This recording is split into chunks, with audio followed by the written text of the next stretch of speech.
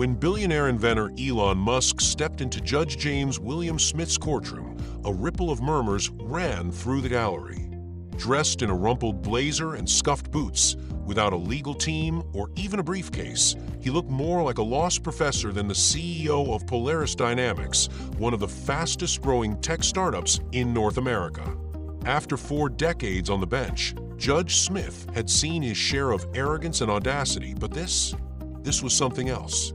"Mr. Musk," he said, peering over his glasses, his voice calm but edged with a sharpened tone, "my docket shows you are representing yourself today. Is that accurate?" Elon stood. "Yes, Your Honor," he replied plainly, hands in his pockets. His voice was warm, almost casual. A few spectators chuckled quietly. The judge exhaled through his nose. "Very well. Let's get this circus rolling. Case number 2378, CX90, Boreas Systems versus Polaris Dynamics." He looked to his right.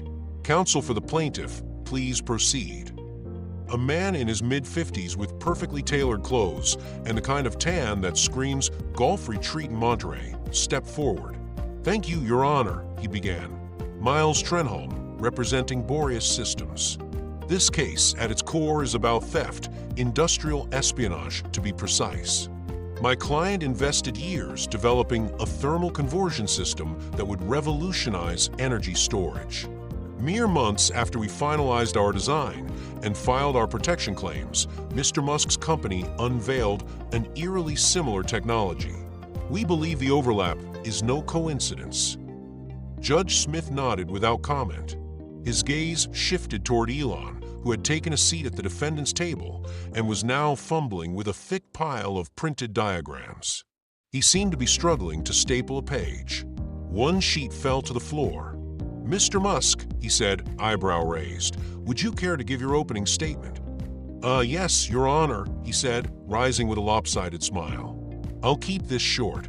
Boreas didn't invent that tech. My team at Polaris created, independently. We didn't steal anything. In fact," he hesitated, flipping through his bundle of pages. I think I have something that shows. Wait, never mind. I'll get to that later." A laugh escaped someone in the back of the courtroom. The judge tapped his gavel once, gently, more amused than annoyed. "Mr. Musk, while I appreciate your enthusiasm, please try to follow courtroom procedure. This isn't an open mic night." "Yes, ma'am," Elon said sheepishly. Across the room, Miles Trenholm shared a smug grin with his co-counsel. This was going to be a slaughter. From the second row of the gallery, a young man with sandy brown hair clenched his fists in his lap. Jace Park, Polaris's lead systems analyst and longtime friend of Elon, watched the scene unfold with visible concern. This wasn't how they'd planned it. Elon was supposed to hold back, yes, but not look completely lost. Judge Smith turned toward the plaintiff's table. "Mr. Trenholm, you may begin." With practiced precision, Trenholm delivered a compelling narrative of innovation, hard work, and betrayal. "Your Honor," he said, gesturing to a slick animation now playing on a projection screen, "this model represents the internal architecture of Boreas's energy module filed and registered 8 months ago. And this," he clicked a remote. A near-identical schematic appeared. "Is Polaris's product, announced just 3 months later." The resemblance was undeniable, at least on the surface. Elon watched the presentation in silence, barely looking up from his notes.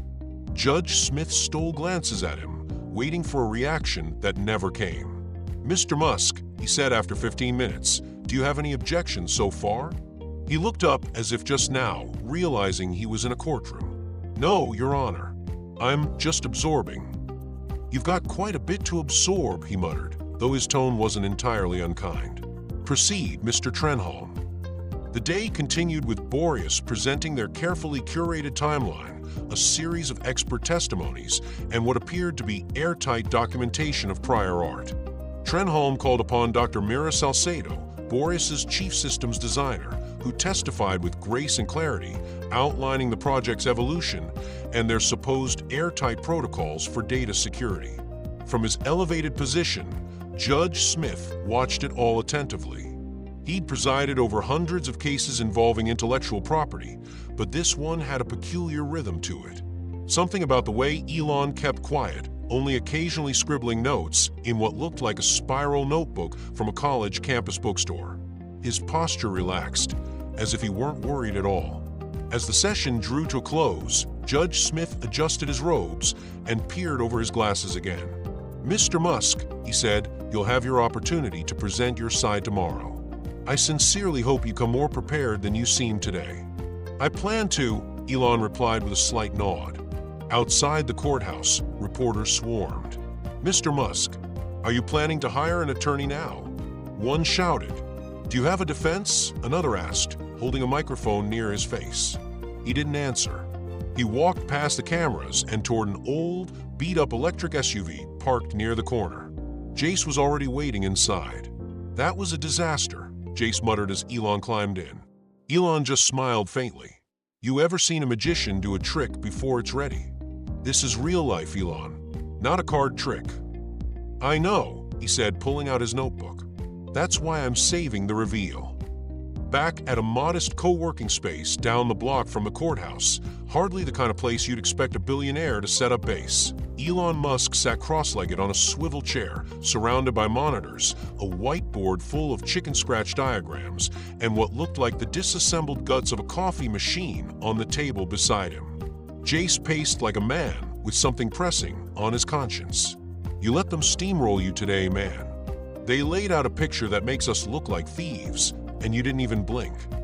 Elon tapped a pen against his lips, then pointed at one of the monitors. "Do you remember the day Boreas requested that tour?" "Yeah," Jace said. "I remember thinking it felt fishy. Too convenient. You almost didn't let them in." "I should have gone with my gut," Elon replied. "But I'm glad I didn't, because that day gave us everything we need." He clicked through a series of security camera feeds, all time-stamped and watermarked from the day of the tour. One clip paused on a grainy figure, Miles Trenholm himself, lingering near a restricted area marked with a bright red sign, "Prototype Lab, authorized personnel only." "Wait," Jace leaned in. He went back there. Worse, he didn't go in, but his associate did. "See this?" Elon zoomed in on a different camera angle. A woman in a gray suit held up a slim device, clearly a smartphone, while walking past the lab's transparent door. She angled it just right to get a shot through the window. "No way they thought we'd check this footage after months," Jace said. "But still, is that enough?" "Not alone," Elon admitted, "but it's part of the mosaic." He turned toward the far end of a room, where a boxy, half-assembled piece of hardware sat connected to a portable power bank. "This is the other part. You're planning to bring that thing to court?" "I'm planning to make it talk," Elon replied with a grin. "And when it does, it'll say everything we need." The next morning, Judge Smith stood behind the bench, checking his watch as he glanced across the courtroom. Reporters packed the back row, whispering speculation. The internet had already caught wind of Elon's unusual strategy, and buzz about whether he'd break down or break through was trending. "Mr. Musk," he said at last, "are you ready to present your defense?" He stood, dressed almost identically as the day before. No tie, no team, just him and a reinforced cardboard box. "Yes, Your Honor," he said, voice steady. "Proceed." "I'd like to call a witness. Dr. Sylvie Kwan." A murmur rippled through the crowd. Trenholm immediately rose. "Objection, Your Honor. This name was not disclosed prior to trial. We've had no time to vet this individual." Judge Smith's expression darkened. "Mr. Musk, you were informed about witness procedure." "I understand," Elon replied calmly. "But Dr. Kwan is a former thermal design analyst at Boreas who only came forward 2 nights ago. I request the court's leniency." Smith hesitated, eyes narrowing. He looked toward Dr. Kwan, who sat quietly in the gallery. "Is that true, ma'am? You resigned recently?"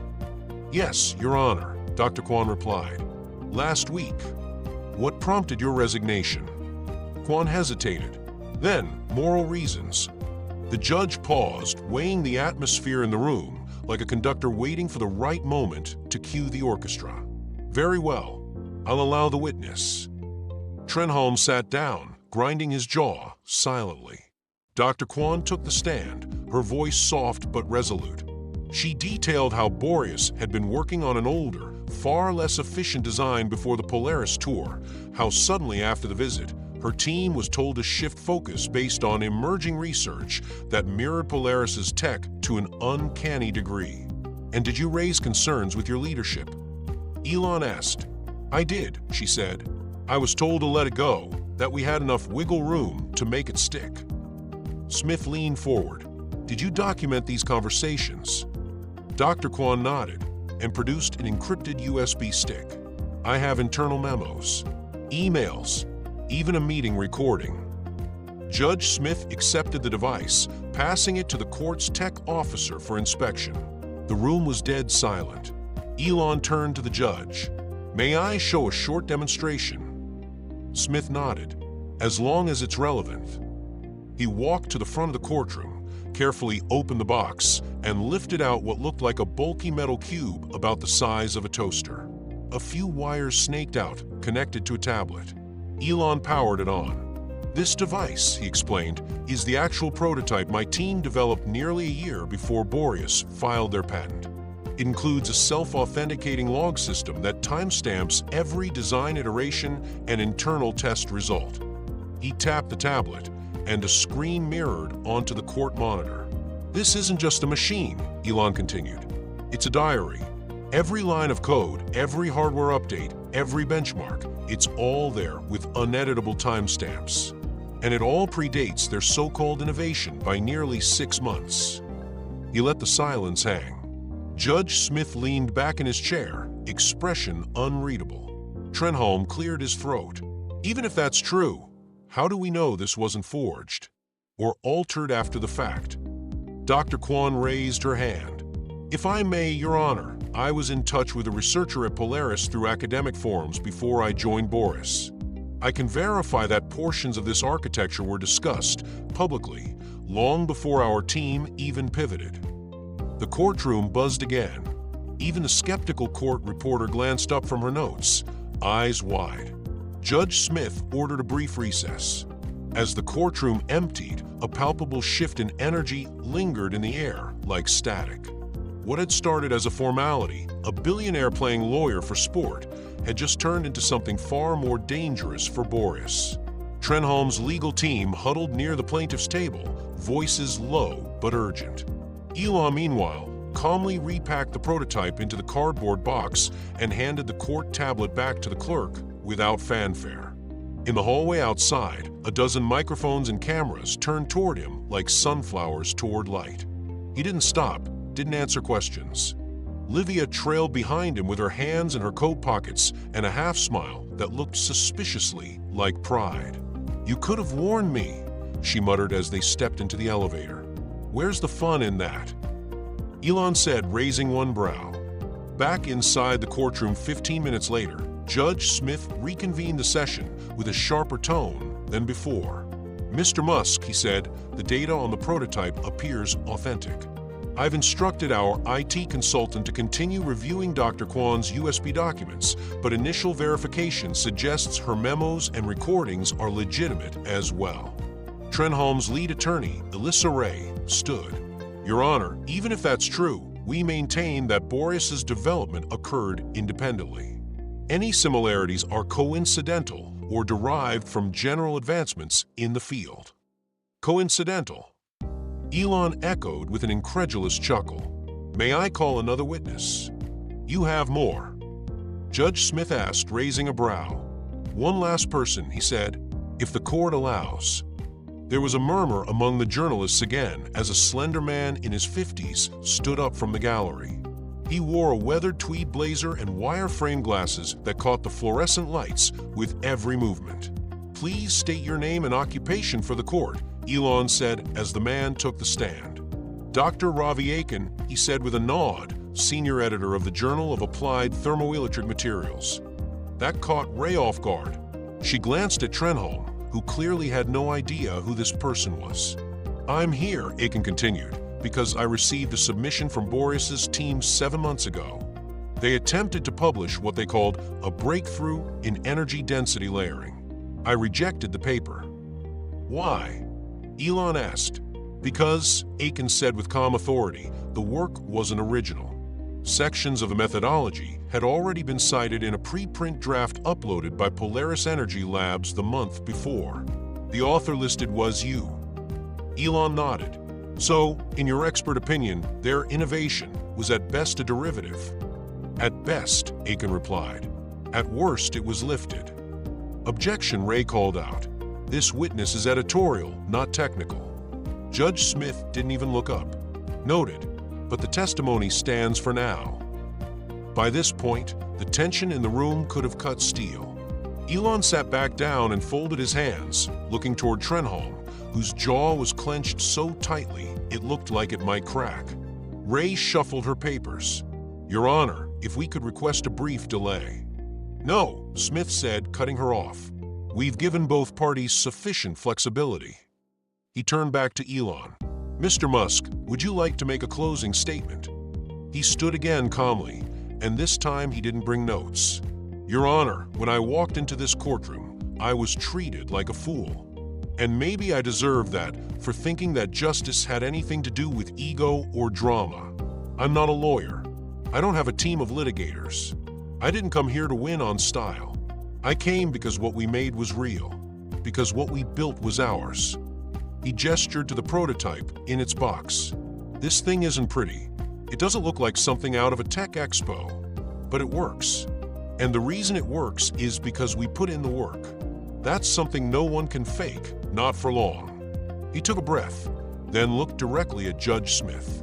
All I ask is that you look past the suits, the presentations, the polish, and look at the facts. Look at the timeline. Look at the truth. Then he sat back down. It was the quietest moment of the trial. Judge Smith glanced between the two tables. Court will resume tomorrow with closing arguments from a plaintiff. We will deliver a ruling the following day. He'd banged his gavel, but no one moved, not right away. As the room began to empty, Trenholm turned sharply to Ray. We need to settle, he hissed under his breath. Find a way. Now. Back in the office across from the courthouse, Livia collapsed into a chair and threw a stress ball at Elon's head. He caught it midair.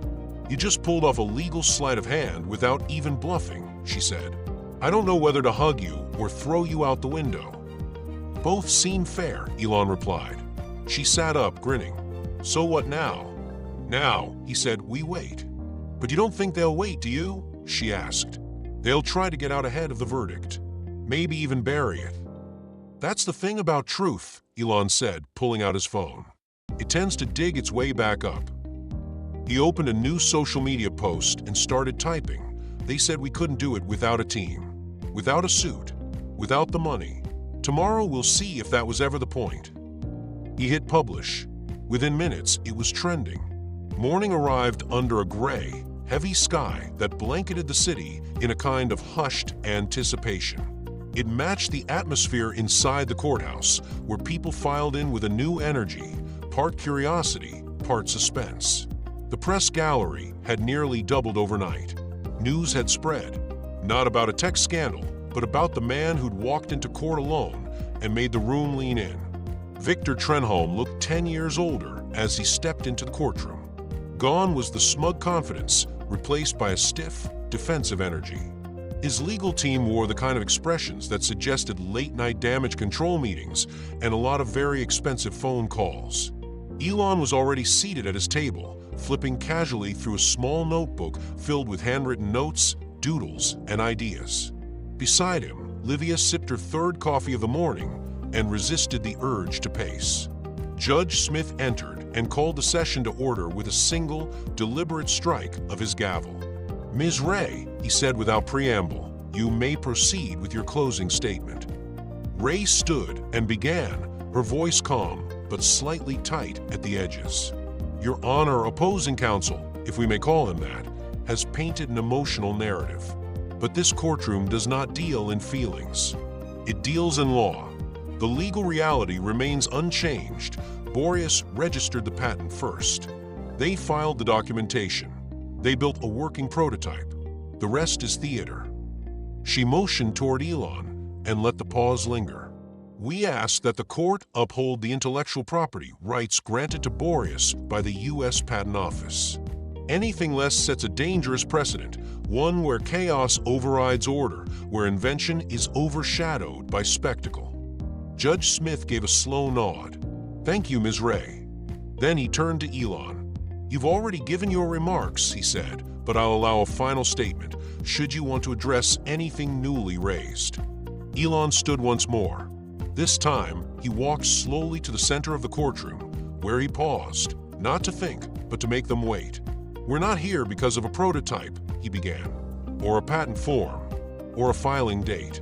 We're here because someone saw something brilliant and decided it would be easier to take it than to make it themselves." He turned and looked directly at Trenholm. But what they didn't realize, what they always forget, is that stealing an idea doesn't make you its creator. You can clone the hardware, mimic the layout, even copy the footnotes. But you can't replicate vision. You can't fake belief. Not forever. He looked back to the judge. If this court sides with power over principle, with pretense over process, then yes, they'll win today. But they'll lose tomorrow, because the truth isn't bound to the four walls of this room. He returned to his seat, and this time no one chuckled, not even Ray. Judge Smith stood. "This court is now in recess. A ruling will be issued at noon tomorrow." The gavel echoed once more. Outside, the reporters were already shouting. "Mr. Musk, do you believe the judge will rule in your favor? Are you planning to sue for damages if you win? What does this mean for independent innovators?" Elon held up a hand. "One answer: if you're building something real, keep going. Don't let anyone convince you that credentials matter more than creativity." And with that, he was gone, slipping through the crowd with Livia close behind. That night, the city hummed with tension, but Elon's office was calm. Quiet. There was nothing left to prepare, nothing to file, nothing more to prove, except one thing. They sat by the window as the skyline flickered under a moody sky. "You nervous?" Livia asked, barely above a whisper. "No," Elon said after a moment. "I'm unsettled, like the kind of silence before a thunderstorm." She chuckled. "You think this is just the beginning, don't you?" He nodded slowly. "Whether we win or lose tomorrow, it is." Boreas opened the door. Now we walk through it. He looked down at his phone. Dozens of messages, hundreds of mentions, thousands of people watching. "Do you think we started something?" Livia asked. "I hope so," he said, his voice steady. "Because we didn't just build a battery. We built a reason not to give up." The next day, a sharp morning sun cut through the mist as crowds gathered once more at the courthouse steps. It was a different kind of crowd now. More cameras, more reporters, more noise. Rumors had reached the public overnight about surveillance footage, a whistleblower, and a homemade device that might just flip the scales of justice. But inside courtroom 12, it was all still. Still like the moment before a coin lands. Elon Musk arrived quietly, with no entourage, no dramatic entrance.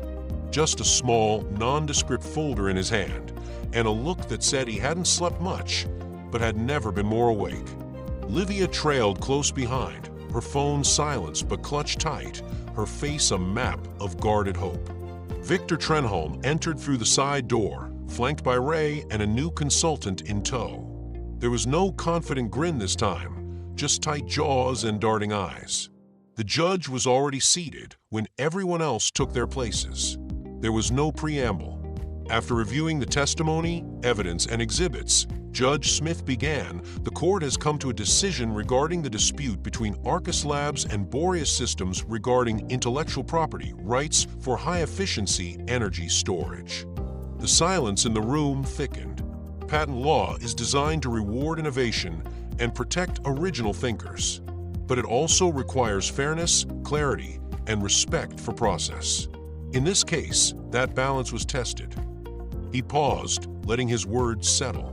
The court finds that Boreas Systems' patent filing was influenced by unauthorized access to proprietary information belonging to Arcus Labs.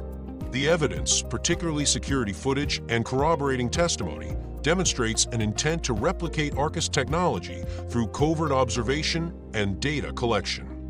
Trenholm visibly flinched. Ray sat frozen, her fingers clenched around her notepad.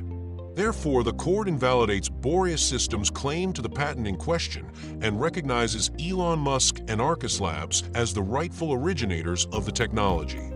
Gasps rippled through the courtroom. Elon didn't react. Not at first. He just exhaled, and it was like letting go of something he'd been holding for far too long. Judge Smith wasn't finished. Furthermore, he added, the court recommends that the case be referred for potential investigation regarding ethical breaches and business misconduct on the part of Boreas Systems. Ray's face turned pale. Trenholm's consultant quietly leaned in to whisper something, but he waved them off with a sharp gesture. Elon stood only when Judge Smith dismissed the room. It was done. Outside the courthouse, a storm of microphones and questions waited, but Elon didn't stop to grandstand. Instead, he walked slowly down the courthouse steps as reporters barked his name. Mr. Musk, do you think this changes how big companies approach independent labs? Will you seek damages? What would you say to others in your position? Elon paused only once. Just one question stopped him. What gave you the courage to represent yourself? He smiled just slightly. Because if you build something with your own hands, there's no one better to fight for it than you. Then he turned and kept walking. Later that night, Arcus Labs felt like something from another world. The lights were brighter, the halls louder. People who had kept their heads down during the legal firestorm now smiled, hugged, and finally breathed easy. The underdogs had won. But in Elon's office, things were quiet again. Livia sat across from him, scrolling through the flood of messages, articles, and reactions online. We're trending, she said, almost disbelieving. I know. People are saying you embarrassed the entire legal industry. That wasn't the point, he replied, looking out the window. I know, she said, but still. She set the phone down and leaned forward. What now? Elon looked back at her, and this time he did smile. A real one. We go back to work. 3 weeks later, Arcus had 3 new investors, a speaking offer from an international energy summit, and several universities asking to partner on research. But Elon didn't seem interested in any of that. He sat in a lab, same bench, same black coffee, watching a small cube flicker with internal light. The device was finally being tested at scale. Early results were promising. More than promising, they were paradigm shifting. Hey, Livia said, walking in. They want you on a podcast. Pass.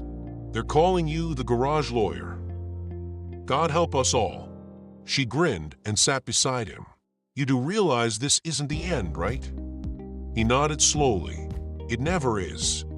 Good, she said, handing him a folder. Because someone else just emailed. Says she's working on next-gen wireless transfer. Thinks we might be the only team crazy enough to help her build it. Elon flipped through the folder. Then he looked up. Let's hear her out. The storm passed, but the air remained charged. In the weeks following the court ruling, something shifted, not just at Arcus Labs, but across the broader tech and innovation community. Elon Musk's unlikely defense had triggered a kind of underground movement. Independent creators, underfunded engineers, startup founders, all of them had been watching. And what they saw wasn't just a win in a courtroom. It was proof that giants could stumble, that carefully drawn blueprints and genuine ideas could, with enough nerve, outshine corporate polish. It wasn't long before Elon's inbox became a strange mix of legal inquiries and late-night brainstorms. One message came from a teenager in Arizona who'd been developing a renewable cooling solution in his garage. Another from a retired aerospace technician who'd spent 5 years building a personal exosuit using recycled parts and an old welding rig. They didn't want money. They wanted someone to believe in what they were doing. Livia was the first to see the potential. We could do more than just build, she told Elon one afternoon. We could protect, mentor, connect the dots. Start something that doesn't just survive off innovation, but nurtures it. Elon raised an eyebrow. You want to build a movement? I want to build a defense line. So people like Victor Trenholm don't get to walk into someone else's future and claim it as their own. The idea was raw, messy, idealistic, but Elon didn't dismiss it. By the end of the month, they had drafted plans for something new, a collaborative defense and innovation network. Not a think tank, not a law firm, something that lived in between, a sanctuary for thinkers who wanted to stay focused on the work, not the war. They called it the Forge. Across the city, Boreas Systems was unraveling. The court's recommendation for ethical review had escalated. Investors pulled out overnight. Stock prices faltered. Trenholm attempted damage control, appearing on business podcasts, claiming it was all a misunderstanding, that any overlap in designs had been coincidental. But the public wasn't buying it. Neither was the board. 2 months after the verdict, Victor Trenholm was asked to step down. Ray resigned quietly a week later. Both would re-emerge in smaller ventures, no doubt, but the shine was gone. The media had shifted from calling them pioneers to cautionary tales. And as the headlines faded, Elon Musk continued doing what he always had, testing, building, refining. But the Forge? That was different. That was growing fast. By mid-year, the Forge had signed on over 30 independent teams. Some came from underfunded college labs. Others from startup co-ops, community spaces, or solo inventors with brilliant prototypes and no way to protect them. Elon didn't run the Forge like a CEO. He barely ran it at all. He let Livia take lead, along with a rotating group of engineers, legal experts, and creative thinkers. It wasn't corporate. It was tribal. You brought your best ideas, your hardest questions, and you got help. Not just with code or mechanics, but with strategy, with leverage, with legacy. One of the first teams to emerge from the Forge's pilot phase developed a water filtration system using nanobubbles and solar activation. Another cracked a method for rapid bacterial DNA synthesis using low-cost materials. None of them had been able to get past local funding until the Forge connected them with the right people and showed them how to lock their tech down legally before stepping into the spotlight. It's like a dojo for inventors, one participant said during an online Q&A. Only instead of learning how to throw a punch, you learn how to protect your patent. The media tried to spin a narrative. Elon Musk, the reluctant guru, the man who had stared down corporate America and walked out with a verdict and a vision. But Elon always corrected them when they asked about it. This isn't about one case, he'd say. It's about making sure the next one doesn't happen the same way. Months passed, then a year. The Forge gained traction internationally, building bridges between small teams in Nairobi, Helsinki, Sao Paulo, and Seoul. They started holding summits, low-key gatherings where inventors shared war stories and built things together with their hands, not just pitch decks. It was messy. It was imperfect. It was exactly what Elon wanted, but he never lost sight of the work. In the Arcus lab, a second-generation battery prototype was nearing completion. The original cube, the one that had triggered the entire court case, was still there, now encased in a transparent block and displayed not in a trophy case, but beside the entrance to the lab, where everyone passed it each morning. A reminder of where they came from and what they had risked. One night, Livia walked in to find Elon alone again at the workbench, examining a sample no larger than a quarter. "You okay?" she asked. He nodded. "Just thinking." "About what?" "How close we came to losing all of this." She sat down across from him. "But we didn't." "No," he said quietly. "We didn't." They sat in silence a while longer, the lab softly humming around them. A year and a half later, the city skyline looked the same. But for those who had been watching closely, things had changed. Not just because Boreas Systems had been quietly absorbed by another firm. Not just because Elon Musk had become an accidental figurehead for inventors' rights. Not even because the Forge had opened its 5th international satellite lab. It was something else. Something harder to define. Maybe it was the way startup incubators had begun embedding legal literacy into their curriculums. Or how venture capitalists were now taking IP transparency more seriously before signing checks. Maybe it was how open-source creators had started banding together to form licensing cooperatives, something that hadn't existed before Elon's courtroom gambit. Or maybe it was just a shift in belief, the sense that the little guy didn't have to get steamrolled anymore. That genius, real genius, didn't always come in a polished suit or through a billion-dollar merger. Sometimes it walked into a courtroom carrying a box and a blueprint. And sometimes it walked out with a verdict that echoed far beyond its own case. Elon never spoke about the trial much. Not in interviews. Not at the Forge gatherings. Not even with Livia, unless she brought it up. But the story lived on, reshaped, retold, recontextualized. In forums, in podcasts, in hackathons and university talks. It became something like a modern-day parable, a myth rooted in something real. Not just a story about a court case, but about what happens when one person refuses to play by the expected script. And that was fitting, because Elon Musk had never been interested in following a script. One afternoon, Livia found him sitting outside the Forge's first campus, a converted brick warehouse with plants creeping along the windows, and the scent of solder and coffee lingering in the air. "You ever think about what would have happened if the judge had listened?" she asked. He was quiet for a moment. Then, all the time. "You think you would have kept going?" "Maybe, but not like this." He gestured at the building behind them, at the glass doors opening and closing, at the cluster of engineers debating by the fountain, at the chalkboard out front with the words, "Build like it matters." "I wouldn't have built this. We wouldn't have helped them," he added, nodding toward a young woman, showing off a magnetic propulsion unit to her team. "I might have just kept working alone." Livia nodded. "Funny how it works out." He smiled. "Funny, or terrifying?" They both laughed. The kind of laughter that comes not from joy, but from knowing how close things came to breaking. That night, they hosted a Forge gathering. It wasn't a big event, just a few dozen engineers, makers, and thinkers sharing progress updates, technical challenges, even personal struggles. No fancy stage, no panel. Just folding chairs, tables, and a lot of whiteboards. Near the end, someone stood up, a wiry young man named Elias from the Vancouver node. He'd come with a team that was developing wearable medical tech for remote areas. He cleared his throat, nervous. "I just want to say, if I hadn't seen the video about what happened with Elon, if I hadn't seen someone win without selling out, I probably wouldn't have even filed for my own patent. I'd still be thinking I needed a VC to take me seriously. But now we've got a prototype, a plan, and even a license agreement with a humanitarian NGO. All because one guy didn't back down." Everyone clapped. Elon, red-faced, nodded once and looked away. Later that evening, he told Livia, "I still don't like being the story." She rolled her eyes. "You're not. Not anymore. You were just the match." "And the fire." She looked around the room. "You're looking at it."